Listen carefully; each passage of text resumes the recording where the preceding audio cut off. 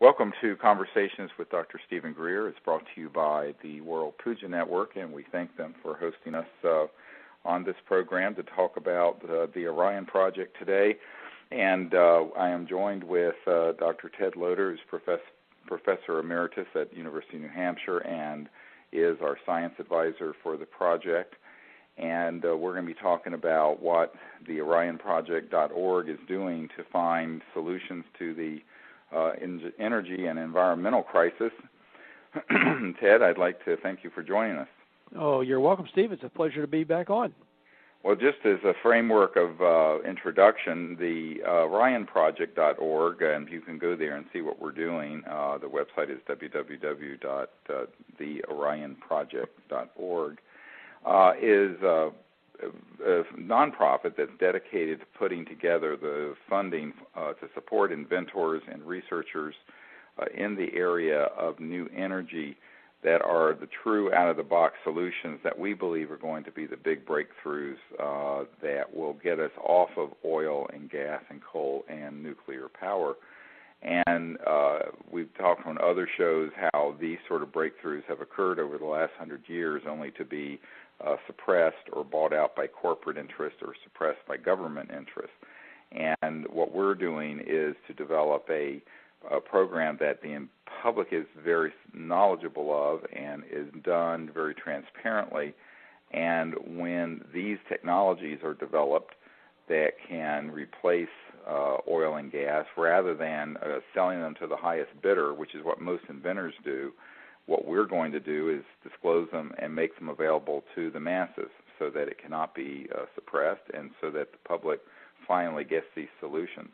And I think that it's interesting. Just before coming in to start this show, I was listening to, on CNN, which is no longer actually news at all of any consequence, but they were covering a press conference or meeting that one of the presidential candidates was hosting, and where they were talking about providing $2 billion a year for the next 15 years to help clean up coal.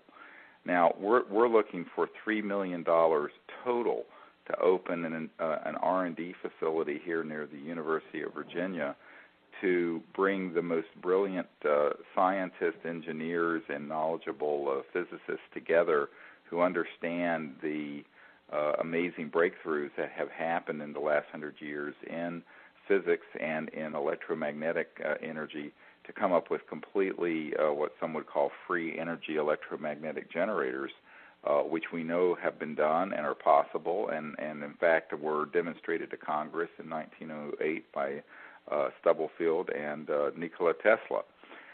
And it's interesting that the kind of money they're talking about, a rounding error in their budget would do it.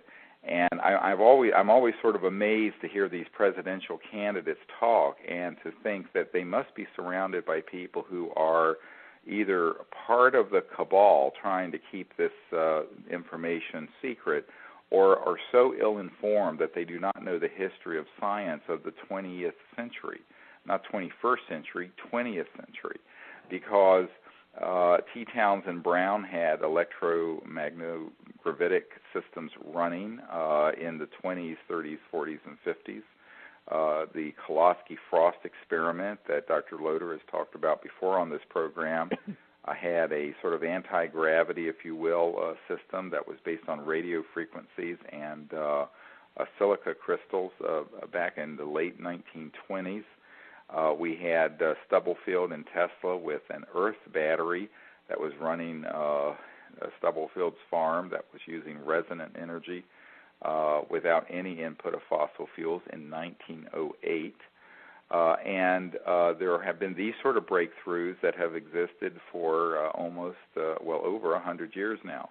So then the question is, why are we hearing on the news about spending $30 billion to clean up coal, burning coal, like the Neanderthals or something, like burning coal around a fireplace to get our electricity? It's sort of astonishing, Ted, that this is still the dialogue going on in the news and within our political circles. It is very astonishing, and if somebody does their homework and it doesn't take long to do that on the web, and there's just to look around for new energy devices. There are literally dozens of technologies out there that people are either working on or are demonstrated and shown to produce energy. And we need our politicians to sort of look at some of the alternatives. I grant you there is a need to clean up the coal issue, although my understanding of some of that technology through some people is that's already been developed in parts of Europe, whether it's being used or not, but if by using very, very high temperature plasmas, they can actually take the exhaust gases from the coal-fired plant, whack them with that's not a technical term, but hit it with the high temperature plasmas, basically reduce the carbon dioxide to graphite or to carbon, releasing the oxygen, and you end up with a bunch of fuel called carbon, which you can then recycle. And it turns out that the energy needed to sustain the plasma is far less than the energy produced by the generator system of the burning of the coal in the first place, and so you're ahead of the game. But nobody seems to be mentioning that technology, and the documents I've seen on it suggest that there's a real viable way of doing this, and it already exists in the demonstration mode, so it doesn't take $30 billion to develop it when it's already been developed. It's known to be efficacious. So that's just one example of, as you say, the disconnect between what's happening in the world and our political structure. Right, and not only that, but the kind of money going into it is the staggering. I mean, they're talking about, over the long haul, trillions of dollars being spent on a cap-and-trade system, which is sort of an incentive system.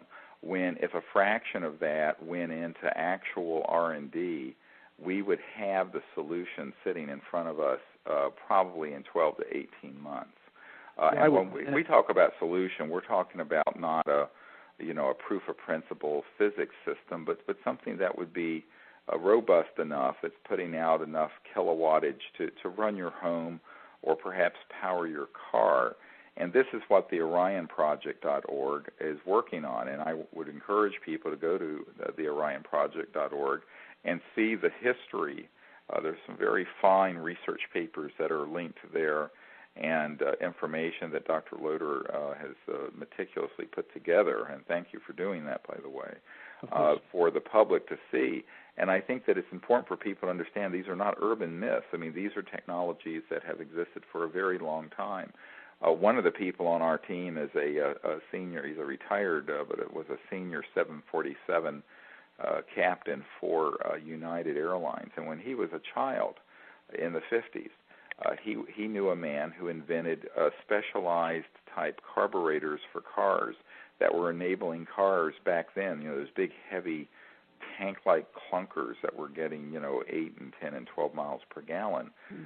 Your grandmother's Oldsmobile. Yeah, to get 60 to 80 miles per gallon. And he would invent these type of fuel systems using some very clever technology. And this inventor, who's known by a member of our team, basically funded his retirement by selling them to the oil and auto companies where they put it on a black shelf.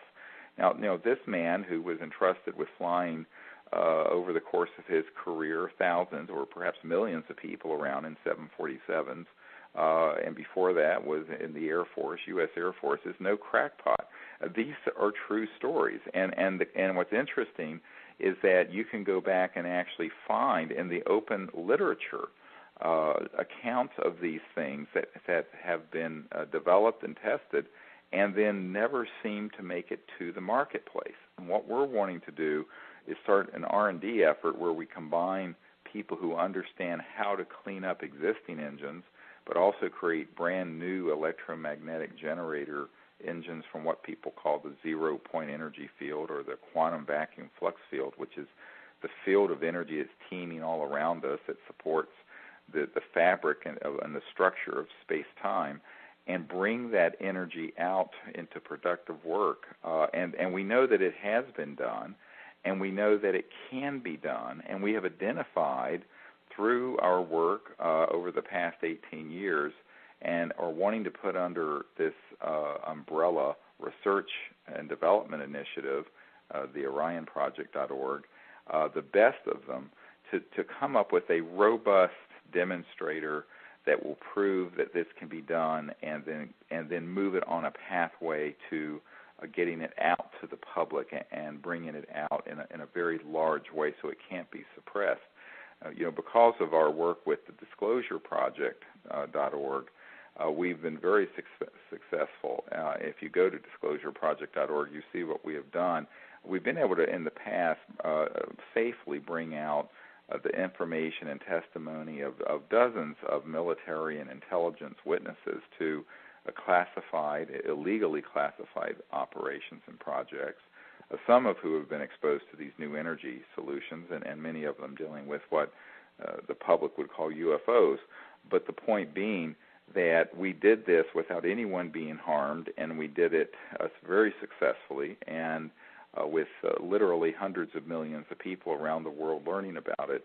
Well, now we feel it's time to do that with an actual energy system, which is the core heart of the secrecy on all of these subjects. A lot of people wonder what's the connection between, say, UFOs and because one of the shows I do on the World Puja Network is dealing with that subject and this energy issue, and the connection is very obvious. The energy and propulsion systems behind these mysterious objects that people see have been studied and figured out for many years, at least 50 years.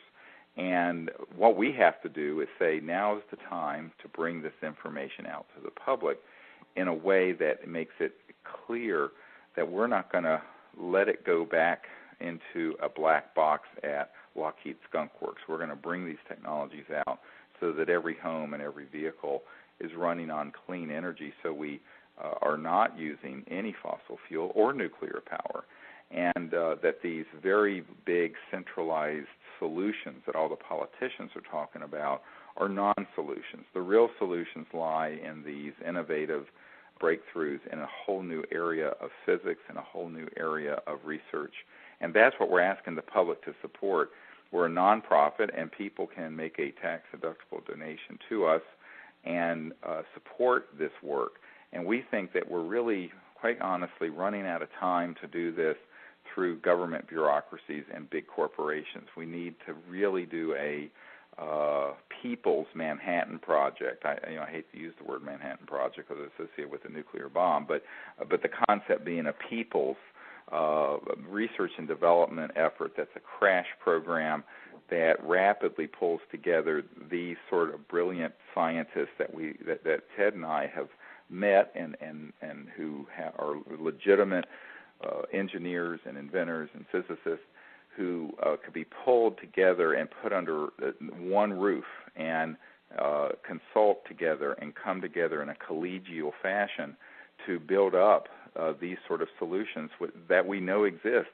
It's interesting, I mentioned that one of the presidential candidates called us a few months ago, and this person has a very good friend who had been with the Department of Energy and was actually in a facility at Oak Ridge National Laboratories in Oak Ridge, Tennessee, that does a lot of nuclear, of course, weapons research.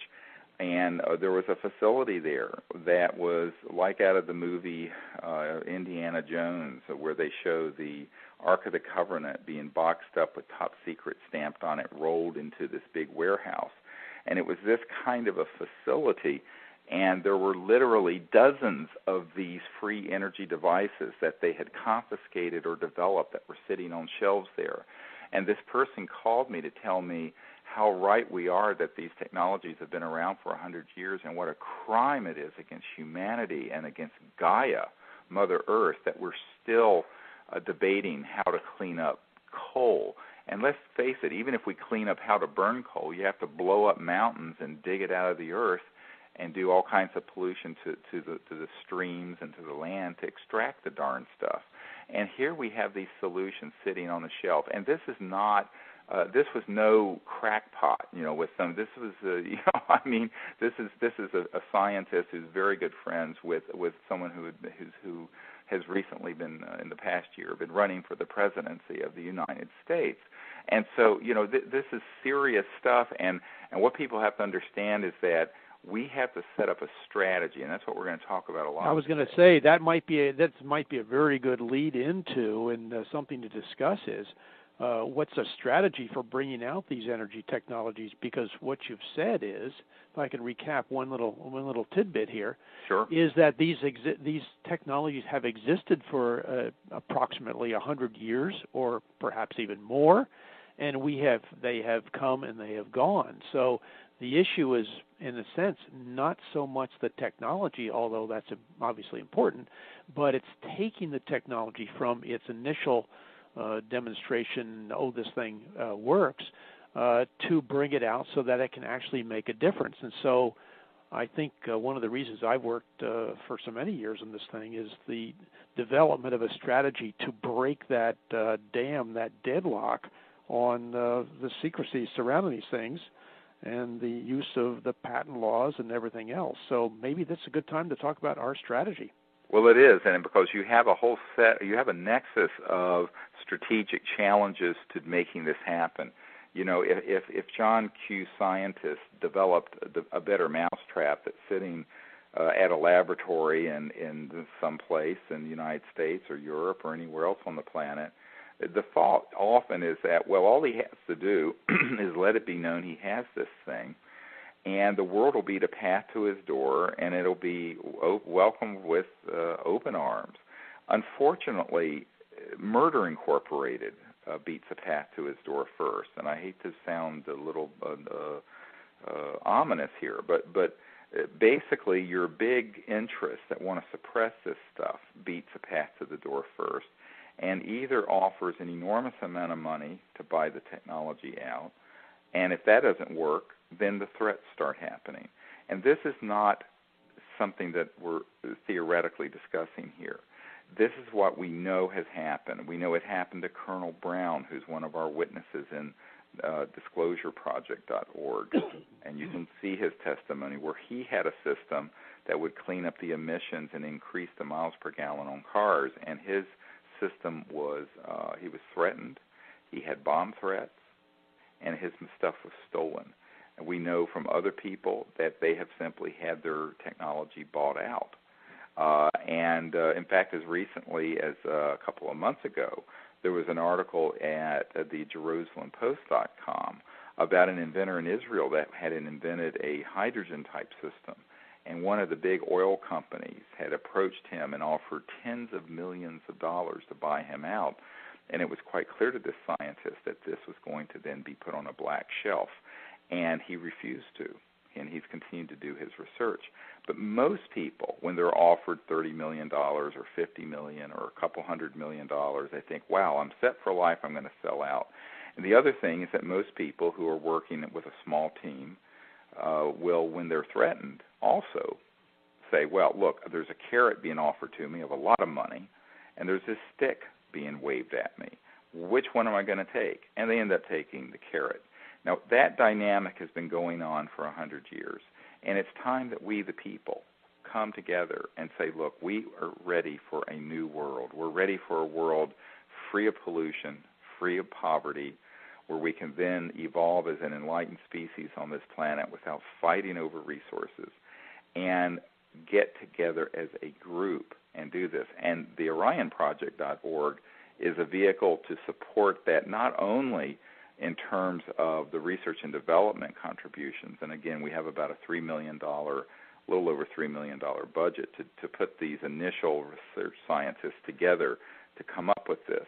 But we're also desperately looking to increase the network of people who support this, and this is why everyone who's listening to this needs to tell 10 of their friends and families about the OrionProject.org, because as important as the funding and as important as any device is the strategy of it being done with millions of people aware of it and supporting it, so that when you squeeze the tube of the toothpaste and it comes out, it's so vigorous that you can't put it back in.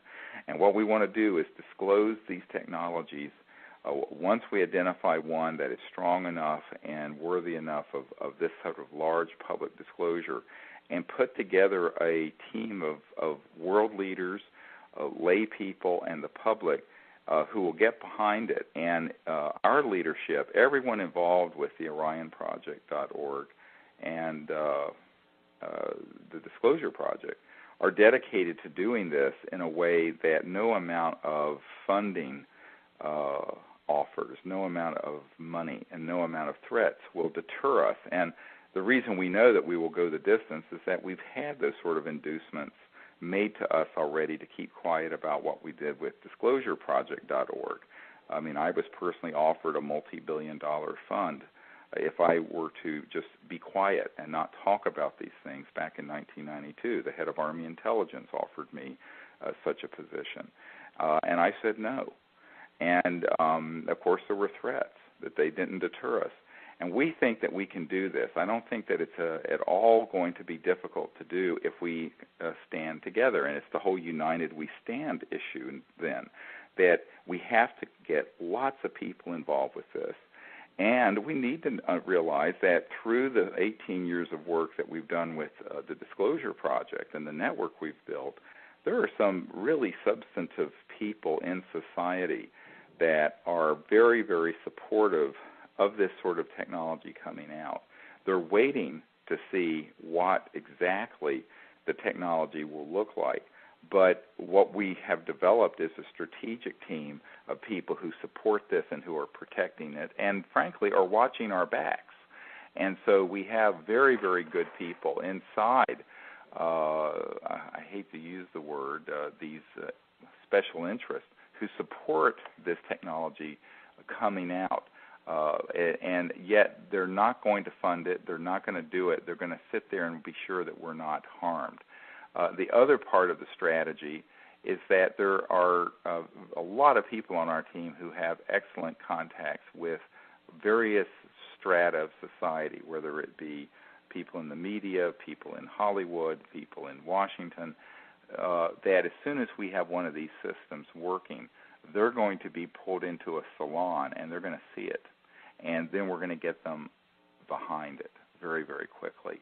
And then but the most important part is having millions of people aware of it and being so aware of it that at the instant that one of these is tested by 3 independent universities and testing labs, we announce it to the world, and it'll be on the Internet, and it will be completely transparently announced so that there'd be no chance of it disappearing through a government seizure or a corporate buyout.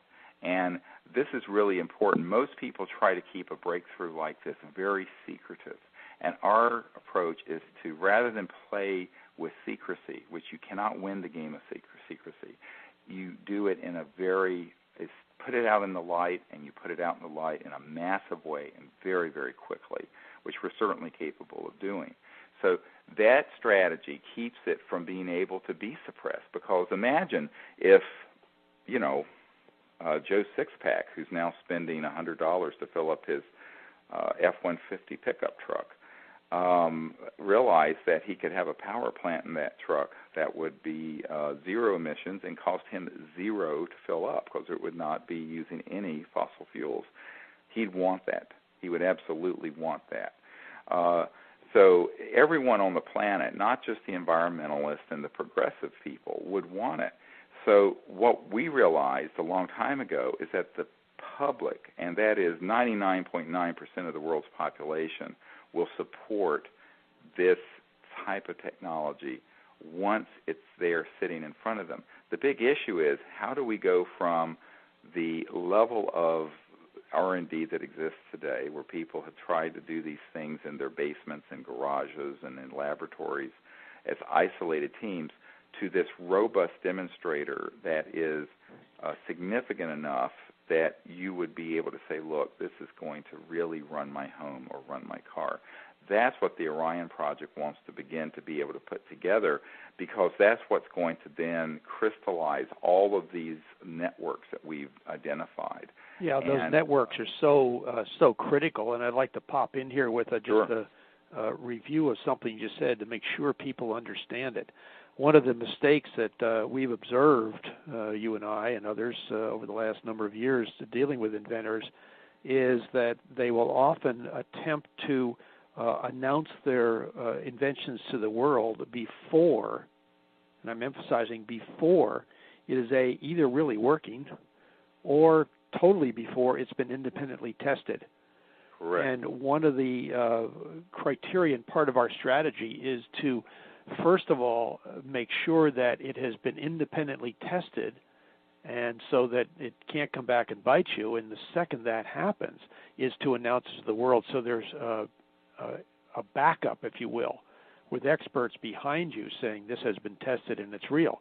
Because too many inventors and startup companies, as we've observed, have come along, announced to the world that they have this greatest thing since sliced bread, and years later, you never hear anything about it. In other words, they've been premature. They haven't studied the history of these devices, and they've tried to work their own strategy and not do it right. I think so. I feel what you're saying is that the Orion project strategy in terms of bringing this out is to have a solid basis for the technology, solid testing, and then let lots of people know about it so that it can be put back in the tube. We have certified government labs and university labs and scientists that we've developed relationships with in the United States and also in other countries, but that would test this system. And also, we would have separate independent teams reproduce it because it has to be scientifically reproduced. And that is a basic requirement before there would be this level of announcement. But then once we had that, then all of those reports and all of that information would be put out on the Internet and through the news media and through the World Puja Network, and it would light up the whole world. You know, we know that when we did the National Press Club event for disclosureproject.org, that was eventually carried by every news agency all over the world and was seen by upwards of 1 billion people.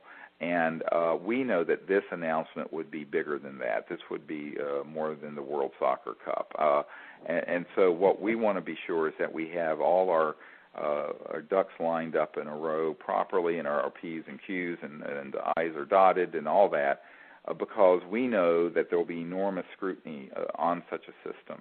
And that's why the R&D, the professionalizing of the research is so important, but also that it not be some black box, unevaluated system. It has to be a system that has been tested by these trustworthy laboratories. Now, I have to say there are people who've taken systems that are legitimate to people who have been defrauded the test.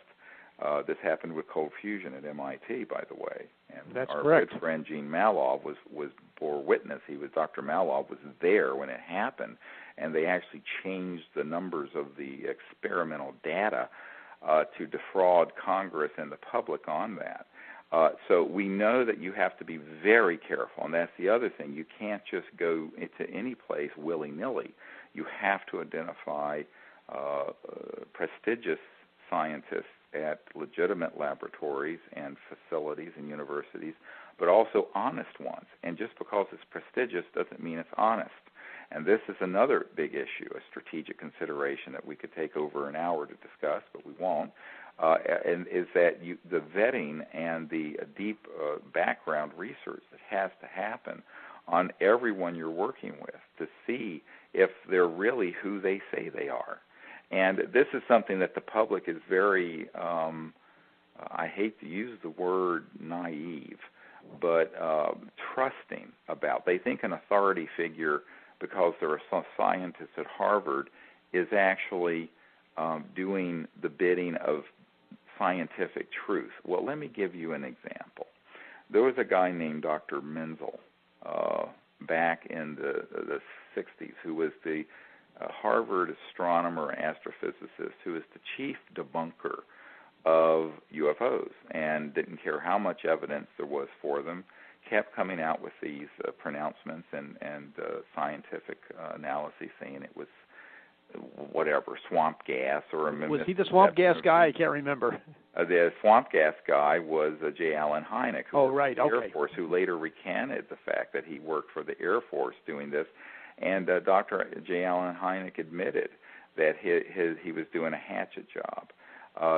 Dr. Condon at the University of Colorado was caught flat-footed, absolutely defrauding the public when the Air Force closed Project Blue Book on this issue. And as you know, Dr.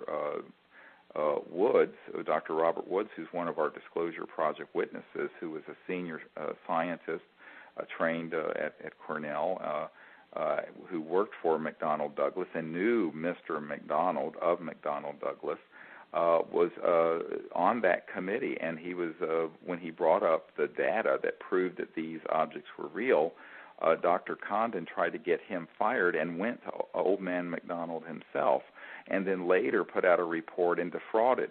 Now, in both the cases of Dr. Condon at the University of Colorado and Dr. Menzel at Harvard,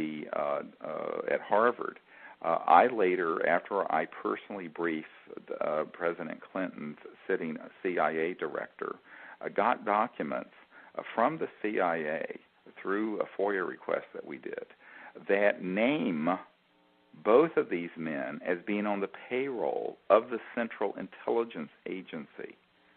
Well, newsflash, while the public persona was that they were objective scientists only trying to get the truth out to the public, as they denied the existence of these objects, and they would, as a consequence, deny the existence of this type of energy and propulsion system. They were actually on the payroll of the CIA, and I have this positive proof that they were. In fact, one of the documents goes so far as to say as to how important it is to keep their status with the agency secret, as it would ruin their credibility with what they were trying to do for the public spin on the subject. So this is the kind of thing that, this is, now we're getting into some deep discussions here about the way the world works. And a lot of people kind of go, good grief, is this really possible? That there's that level of corruption even in the corridors of the Ivy League and academia? And the answer is yes, which is why the strategy has to be very carefully thought through. We've got to get the funding to put these scientists together and protect them. That's why we need you to go to the orionproject.org and make a contribution right now. Then we've got to then take that device, let's just say generation 1.0 of this free energy device, and put it into this strategic pathway that is informed and wise to the ways of the world, and understands that, yes, it has to be scientifically vetted, but the people doing the vetting have to be vetted. Yes, it has to be scientifically reproduced, but the people doing the reproducing have to be watched. And then you have to take all of that and move it massively out to the public in such a way that sequestering it into an underground facility at Oak Ridge or in Idaho or in Wisconsin or in any other place wouldn't make any difference, because it's going to be known by hundreds of millions, if not billions of people, and they're going to demand that they get the right to use this energy for cost-free or very low-cost energy generation, and also in a way that is supportive of the environment, in a way that doesn't hurt the earth and stops global warming and stops all this pollution that's a direct consequence of the type of energy systems we use. And people will demand that. And so, but to get from A to B to C to D is a strategic pathway that we've spent literally 18 years developing and going through the school of hard knocks, I have to say personally, of learning the way the world and the system works, and how to develop a strategy to go around and to compensate for all this corruption that's spread around. Because you can't just be a Pollyanna. And, we want people to pray and meditate for our protection and our guidance, and that's very important, and that's a big part of what we hope for. At the same time, there's an old saying in the Middle East, trust in God but tie your camel. And, you need to really know how to move through the world if you're going to do something in the world. And to do something meaningful in the world when you're dealing with something that is stepping on the toes of people who have a $300 trillion in assets in oil and gas and coal, you're going to have to be very, very wise and have thought through this strategy so that you don't just take this system to any scientist at Harvard or MIT, because they may indeed be someone like Dr. Menzel or Dr. Condon, who was on the payroll of the CIA. So you have to be very careful. And then the same is true of the media. The mainstream media, as most people recognize, is riddled with corruption and people who kill stories. And the mainstream media is corporate-owned. But the corporations that are often the parent corporations are tied in to the contractors who are working on keeping all this secret. This should be of no surprise to anyone, but the truth of the matter is that you have to then develop strategies that force the media to look at this by bringing it out through alternative media and the Internet in such a way that it can't be stopped, that it goes what is called viral. And so all of these strategies are part of we have about a 39-page strategic plan that every single line on every page is a major strategic action point. That's how thought through this is. And I want people to understand that we have thought this through very carefully with consulting with some brilliant people throughout the world and in government and in the military and in science and academia. And in media and in many other disciplines. So it's a very interdisciplinary approach. And what we want to do is take that whole strategic thrust and put it around this research effort so that if in 6 months or 12 months or 18 months, however long it takes, we have this robust energy generator, it isn't just sitting there and then we go, now what? We have this developed and ready to go forward very, very quickly because time is of the essence, obviously. Very much so. And one of the good news aspects that's happening from my discussions with people, and I suspect yours as well, is that many of the groups over the last number of years whose job has been to either suppress or, as you discussed earlier on, buy out or threaten some of these technologies, a number of these people are saying, wait a minute, we need these technologies. We need them out there. They are seeing, just like we all are, the rising prices of oil and gas, war in the Middle East, and a whole bunch of other issues that are surround the energy issue. And so they're essentially turning their backs on the way of doing business for many, many years in these energy technologies, and they are supporting us somewhat behind the scenes, both and somewhat actively. And so there's been a sea change, a slow sea change, but nevertheless a sea change in terms of this. And that's also been part of our strategy is to, and these people are interested in working with us. They still want us to be the front guys for bringing some of these technologies to a certain point, but they're behind the scenes either providing some technologies for us or providing support for development. So that's a very exciting aspect of what we're doing, and it's something that is literally ongoing as we speak.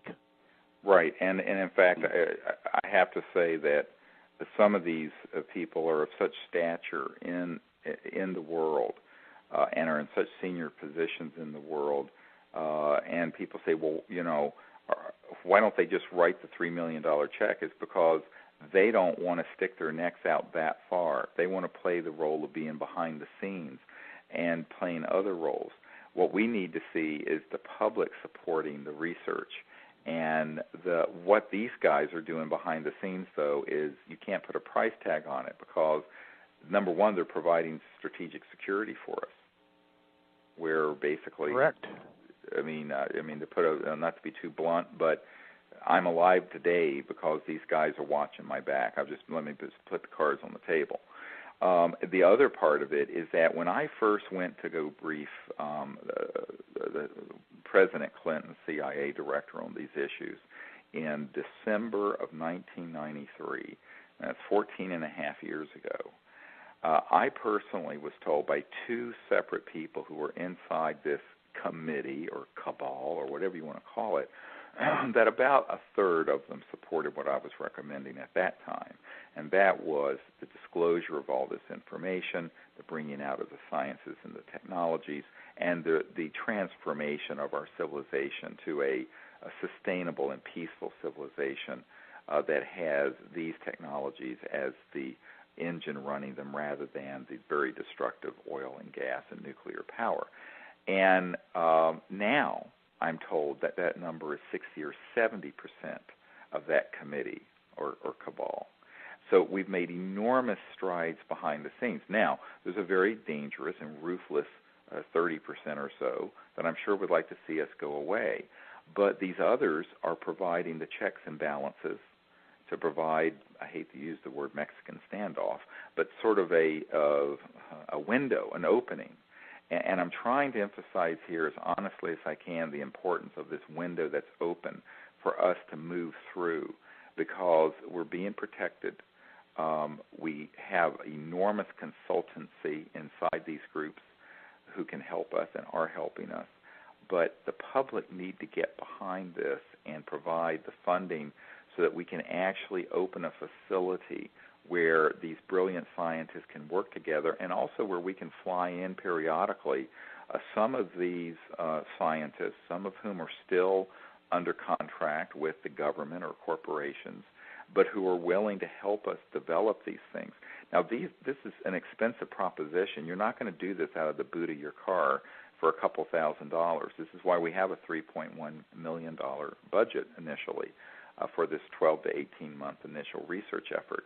But that really isn't that much money. You know, the local dog pound here in Albemarle County near the University of Virginia, we raised $6 million for stray cats and puppies here.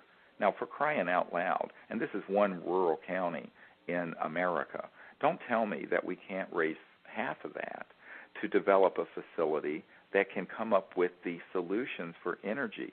Now, this is why it's important for everyone listening at the World Puja Network, and we do thank them for hosting us and giving us this opportunity to explain in detail what we're doing, because we normally in radio interviews with all the commercial breaks can only go into little snippets. But this is why we're so grateful that they're giving us this opportunity. But it means we need everyone listening to tell at least 10 of their friends and family to go to theorionproject.org and see what we're doing and make whatever contribution you can, and just think about the fact that if there were a few thousand people who would donate $50 a month, which is about $10 of gas, 10 gallons of gasoline in terms of what they're purchasing each month, that we would have a revenue stream where we could do this. So I think that this is what we have to do, and people have to understand that I doubt there's going to be an individual who's very wealthy who's just going to say, here's the $3 million, because many people feel that would be too obvious. But I think if several thousand people said, look, here's a few $100 and here's $50 a month or whatever it is, then you would have it.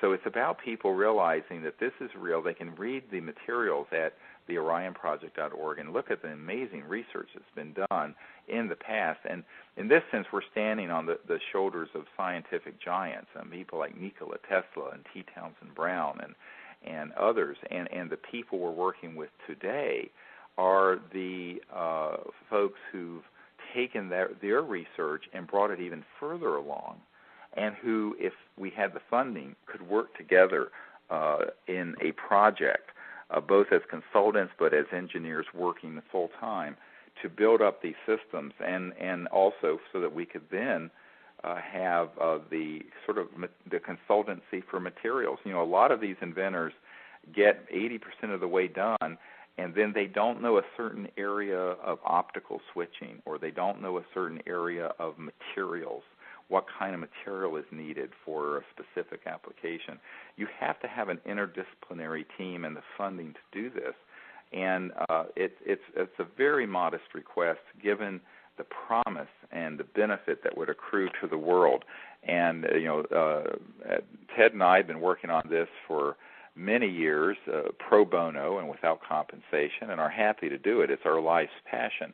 But we think that it's time now for the public to step up to the plate and begin to put their shoulder to the wheel, really. And if we all put our shoulder to the wheel, we'll have this solution, I think, faster than people can realize. Absolutely, and there's just back to our initial discussion at the very beginning of this thing, updated energy technologies.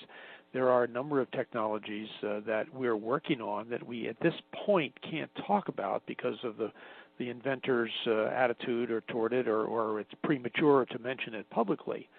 But there's a half a dozen, at least, of technologies that are very promising. And that we've had questions about people saying, well, why don't you tell us who these engineers are? Well, in reality, the engineers and inventors do not wish their names to be public. They do not want to be in the public because of the hassle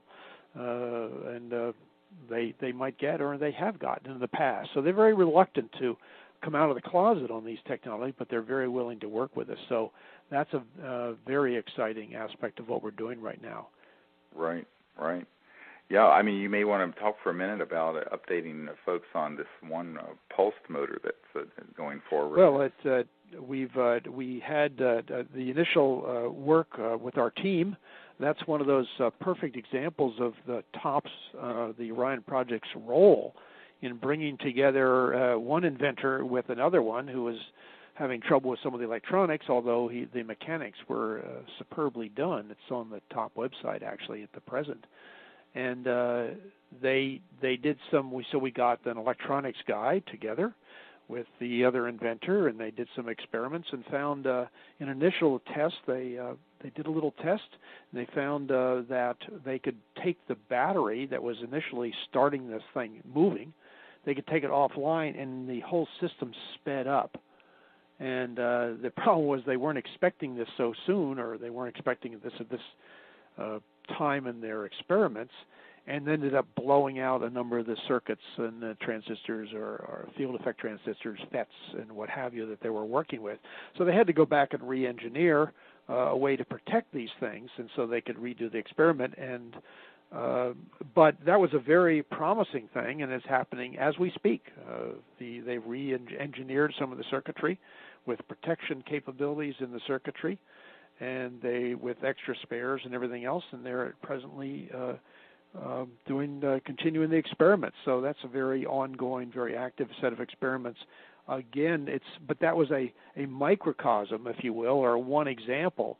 And we're doing that without a main lab that the Orion Project wishes to set up, because that's where we are. But we've started the process of bringing inventors together, even though we haven't raised our $3 million to set up a real laboratory where people could work on a 24-hour basis together.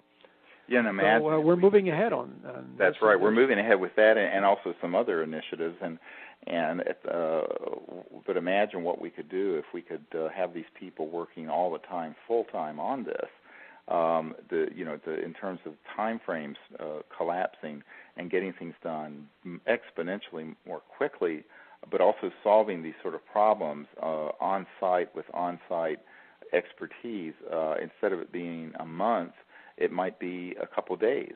And I think that this is exactly why this sort of research and development needs to happen in a synergistic way with interdisciplinary people available and on site to work. And that's really what we're trying to create. This has never been done before, I might emphasize also. I say, well, certainly it's been done at Lockheed Skunk Works and Northrop and some other large corporations in classified projects. But in the public sector, this has never been done. And that's why it's important that it be done. It's time that the public be educated that not only is this possible, but it absolutely has been done and can be done. and that with the support that we're looking for, the kind of quantum leaps in development and in successful experimentation will really come up quickly. And also, there are many people that we are in touch with who basically they have their day jobs and they can't. They have children to feed and mortgages to pay and bills to pay, and they can't just stop their lives to work for free. They're going to have to be provided with some kind of a stipend, modest salary, and you'll see our budget that's on the orionproject.org site so that they can do this. And that's only rational. You can't expect some of these scientists and engineers to literally starve to death while they do this. And the public needs to understand this. I mean, this is really very practical, that you basically need to provide the support mechanism. But when you do, this sort of magic happens because you get, right now we found these two scientists who are inventors who are working together. One had one part of the equation for this pulsed motor, and the other had the other electronic circuitry expertise, and they're coming together and problem solving. But one of them lives in one part of the United States, and the other one lives in another part of the United States. And so while it's going forward, it's difficult. Now imagine if they were all under one roof and were full-time being funded to do this. Well, this would be amazing. And this is only two of many, many different inventors and physicists and engineers that we know whose talents could be brought to bear once we get the level of support that is needed. And we're hoping that people at the World Puja Network will, the listeners will say, this is worth supporting. This is certainly worth whatever, a couple lattes a week or 10 gallons of fossil fuel that I have to buy a month, $50 a month or something. Or even the tax rebate that we're getting back from the government. A lot of people still have not gotten them. Yeah, I mean, and they will be dribbling in over the next weeks or month, I guess. That's right. I mean, there's $500 or $600 coming back from Uncle Sam. If there were a few thousand people who sent that to the Orion Project instead of keeping it, and it's sort of an unexpected benefit a lot of people weren't planning on this year, then that would do it. And it would be interesting because then, ironically, the U.S. government indirectly would be funding this research through these tax rebates. So that's another strategy that we would like people to consider. So I'm very optimistic that this can be achieved. And, in fact, we have recently had a major donor who has pledged another $100,000 to the orionproject.org, and the public have provided about $112,000 so far, and we have another major donor who has pledged $250,000. So we're getting up in the $400,000 to $500,000 range. And we want that pace be picked up, and we are asking for the public to help us do that. And it's really exciting because we're sure that these sort of scientists, like what Ted was just describing, gosh, if they could be working together at a fully equipped lab with a support team, the kind of breakthroughs, it would be wonderful. Good. Well, I think we've pretty much discussed the strategy. I hope people can understand the critical importance of the strategy in terms of working on these various technologies, and the critical importance of the strategies in order to get this information out to the world and the public. Right. And the other thing is networking. There may be people listening who know of other people. Maybe it's someone who could be a major donor, like this woman who just surfaced, who's donating $100,000 to what we're doing. Maybe it's someone who could even provide the entire budget. I don't know. But in networking, what we're doing is very important. So the listeners of the World Puja Network, I'd ask you to think about who you know who is concerned about the Earth and the environment, and who is capable of understanding these new out-of-the-box technologies and would have an interest in them. And if there's someone who is ready to step forward with a large contribution, they can contact me at theorionproject.org, and we're happy to meet with them and if necessary, even introduce them to some of these scientists. Now, some people have asked, why aren't the names of these engineers and scientists up on the website? And the reason is very simple. They don't want to be exposed publicly.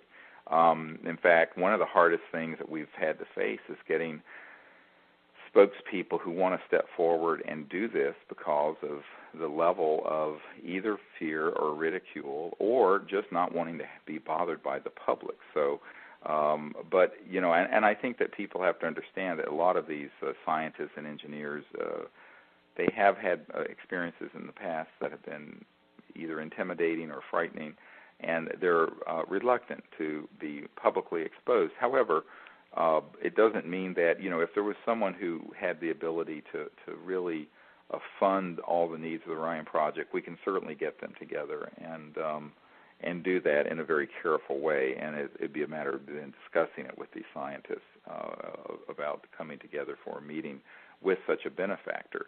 But I think that people need to understand the reason why all these people, the scientists we're working with, aren't listed up on the website, because that question does get asked, and it's a legitimate question. And the answer to it is that they don't want to. They don't want to be publicly exposed, and I can certainly understand that. I mean, it's been no picnic for me personally being publicly exposed in these areas, and you get attacked, you get a lot of people hounding you. And these are people with personalities that are quite private and want to stay that way. And I think that's just has to be that's understandable. And we can't force them to put themselves up on the website. And so that's why many of them aren't listed. In fact, not one of our serious inventors that we're working with have any interest in being in the public sector. Well, no, many of them have said to us, as you know. In fact, we were just talking about this yesterday with a very prominent one, Ted, that they're insisting on. In fact, they're working on a amazing energy system that may be handed off to us fairly soon. But they're insisting on complete anonymity. They do not want to ever be identified in the public. So that's just the way it is, and yep. Frankly, I wish it were different. I wish the world were different, where people could step forward and feel safe in doing so. But I think that we have to respect the wishes of these scientists and engineers and inventors. Absolutely. Yeah. Well, I would like to again thank you, Ted, for sharing the updates on this technology with everyone and your perspective, and I'd like to thank you for listening to Conversations with Dr. Stephen Greer. It's been brought to you by the World Puja Network. And again, thank you to the World Puja Network for letting us have this time to discuss what I consider the most pressing issue of our time, and that is how to transform our civilization from its current state to a peaceful and sustainable civilization that is free of pollution and free of want and poverty. And we believe that the area of sciences and knowledge and wisdom that we're exploring at theorionproject.org is really where that's going to happen. And we're very hopeful that the future holds for us an amazing quantum leap forward as a civilization, and that once these technologies are known and come forward, the transformation of the world from its current state to one of abundance and of peace and of clean energy and sustainability can happen very quickly, well within our lifetime. So this is exciting. It's an exciting time to be on the planet, and we thank everyone for being here with us to assist in this great undertaking. Thank you very much. And thank you, Steve, for letting me join you. All right. Discussion. Bye-bye.